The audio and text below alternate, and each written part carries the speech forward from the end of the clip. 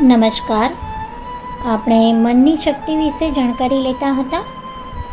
વિચારો જે હોય છે આપણા, એની શક્તિ એટલી બધી છે, એનું સામર્થ્ય એટલું અનંત ગણું છે કે જેની આપણે કલ્પના પણ કરી શકતા નથી.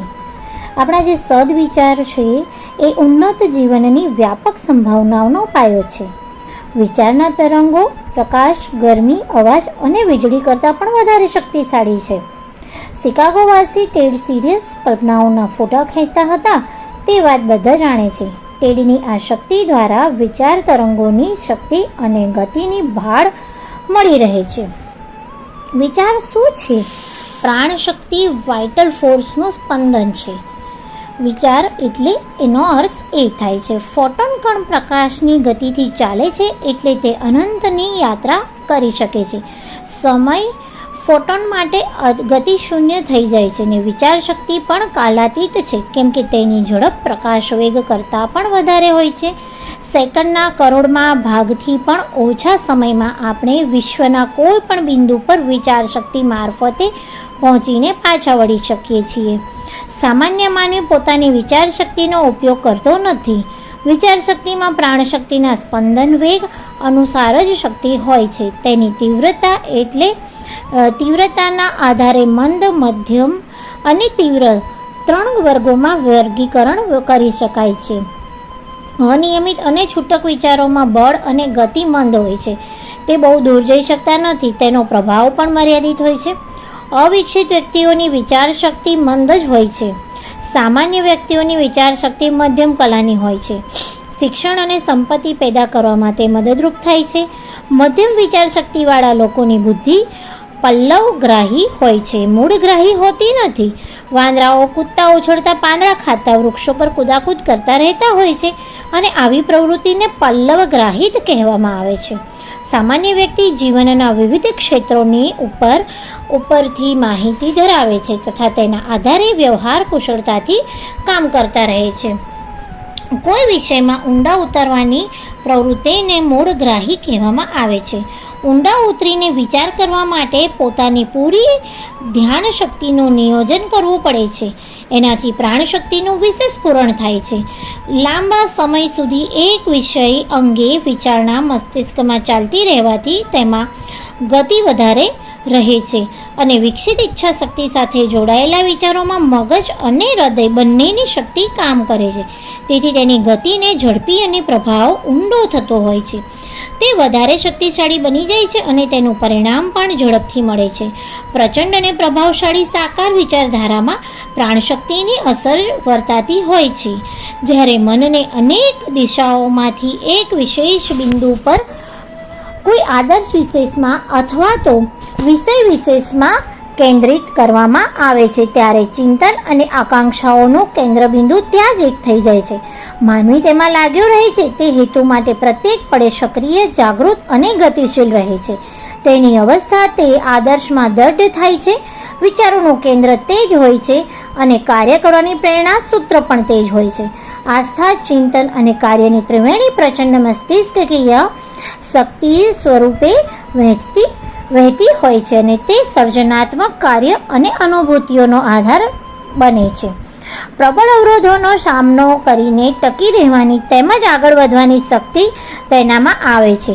આ ત્રિવેણી વ્યક્તિત્વને દિવ્ય અને પવિત્ર બનાવે છે. વસ્તુતઃ શ્રેષ્ઠ વ્યક્તિ એ સ્થિતિનું નામ છે જે મધ્ય, પ્રબળ અને ઉત્કૃષ્ટ વિચાર શક્તિ હોય છે અને તેમાં ભાવના, નિષ્ઠા, આસ્થાની હૃદય શક્તિ અને તે મુજબ આચરણ વ્યવહારની ક્રિયા શક્તિનો સમન્વય થાય છે અને પ્રાણ શક્તિનો ચુંબકીય વિદ્યુત પ્રવાહ જ વિચારોને પ્રચંડ બનાવે છે. પ્રાણને માનવીય વ્યક્તિત્વના આધારે તૈયાર થયેલી વિશેષ શક્તિ કહી શકાય છે. આ શક્તિને જ્યારે ચોક્કસ લક્ષ્યની એક જ દિશામાં કામે લગાડવામાં આવે ત્યારે સ્વાભાવિક તેની અસર દેખાઈ આવે છે. પ્રાણની વિદ્યુતના પ્રમાણમાં વિચાર તરંગોમાં પ્રબળતા આવે છે. એમ્પ્લીફાયર દ્વારા ધીમો અવાજ પણ એટલો જ શક્તિશાળી બની જાય છે જે સેકન્ડો, હજારો ફૂટ દૂર બેઠેલા લાખો વ્યક્તિ સ્પષ્ટ સાંભળી શકે છે. પ્રખર સાધના પ્રાણશક્તિની સૂક્ષ્મતાનો સદુપયોગ વિચારોનો પણ એના જ પ્રભાવશાળી બનાવે છે. સ્પષ્ટ છે કે ઓછી વધતી વિચાર શક્તિનો સંબંધ પ્રાણશક્તિની વિશિષ્ટ ઉર્જા સાથે છે. આળસ, અન્યમનસ્કપણું, અસ્તવ્યસ્તતા, શોક, ઉપેક્ષા અને ઉત્સાહહીનતાની મનોભૂમિમાં શિથિલ શક્તિહીન વિચારો જ પેદા થતા હોય છે અને તે પણ કરમાઈ જાય છે. પોતાના જીવનમાં જ જેની કોઈ પ્રભાવશાળી અસર દેખાતી નથી તો પછી બીજાને પ્રેરણા આપવાની વાત તો ક્યાં સુધી થઈ શકે? સામાન્ય ભાષણ કરનારા કથાકારો, પ્રવચનકારો, વક્તાઓ એમની મનોભૂમિ આવી જ હોય છે. જે થોડીક વાતો ગોખીને રાખી હોય છે તે બોલ્યા કરતા હોય છે અને મસ્તિષ્કના ઉપરના સ્તરેથી તે આવવાના હોય છે. ગળાને અને જીભને સાધી લેવાથી આવા ભાષણો સાંભળવા સારા લાગતા હોય છે, સમાજમાં પણ આકર્ષક લાગતા હોય છે, છતાં મન પર તેની અસર થતી નથી. પ્રાણશક્તિ ઓછી હોવાથી તેને પ્રભાવશાળી બનાવી શકાતી નથી. બીજી તરફ ઉચ્ચ પ્રબળ પ્રાણશક્તિને આધારે આવતા શબ્દો આકર્ષક ન હોય તો પણ આસ્થા, અનુભૂતિ અને આચરણનો આધાર તેને મર્મસ્પર્શી અને કાયમી અસર કરવાને યોગ્ય બનાવી દે છે. મહાન માનવોની વાણીમાં લોકમાનસને સુધારવા અને તેમનું માર્ગદર્શન કરવાની શક્તિ આ જ આધારને લીધે હોય છે. એકાગ્રતાપૂર્વક તીવ્ર ઈચ્છા શક્તિ સાથે કરવામાં આવેલા વિચારોની શક્તિ આચરણ સાથે જોડાઈ જતા પ્રભાવપૂર્ણ થઈ જાય છે.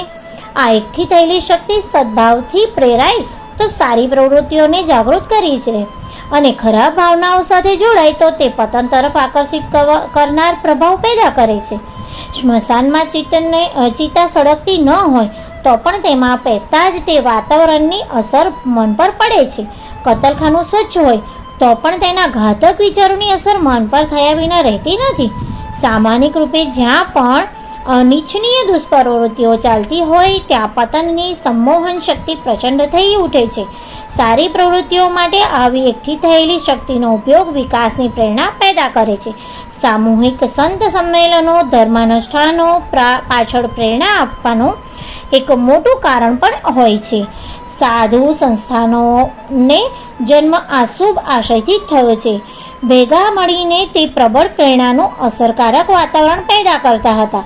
સત્કર્મોના સામૂહિક આયોજનોનો આ મહિમા આ હેતુ પૂરો પાડવા માટે કારણરૂપ બની રહે છે. દેવસ્થાનોના પ્રભાવનું આ જ રહસ્ય છે. મનસ્વી મહામાનવોના નિવાસ સ્થાનો આ હેતુથી મહત્વ ધરાવે છે. એમને દિવ્ય સ્મારકોના રૂપે સાચવવાનો હેતુ તેમાંથી સૂક્ષ્મ પ્રેરણા મેળવવાનો હોય છે જે ત્યાં ફેલાયેલી હોય છે. એકાગ્રતા અને મનોયોગ ત્યારે જ શક્ય છે જ્યારે પોતાની આંતરિક અભિરુચિ તેની સાથે જોડાઈ જાય. દાર્શનિક અને વિજ્ઞાની પોતાના એક વિષય બિંદુ પર વિચાર કરવાની પ્રવૃત્તિ અને શક્તિને લીધે સમુદ્રમાં રત્ન શોધનારાઓની જેમ મણી મોતી લઈ આવતા હોય છે. એટલા માટે તો ઉચ્ચ લક્ષ્ય તરફ આંતરિક રુચિ પેદા કરવી મહત્વનું છે.